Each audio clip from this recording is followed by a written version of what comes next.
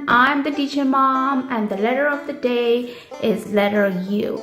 It is a super easy letter to learn. Again, if you know your waves, if you know your curve, it's gonna be really easy. And under curve, go down with the down curve, a connector, under curve, down curve, and release.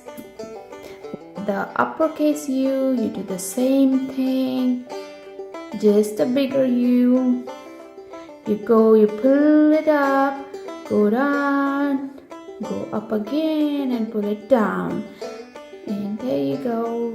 You have to keep practicing. Remember not to make floating letters or sinking letters, not to have a poor slant, and not to have it above the dot line.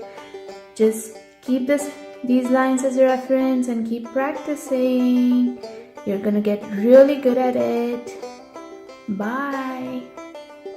Thank you for watching. Please subscribe to my channel.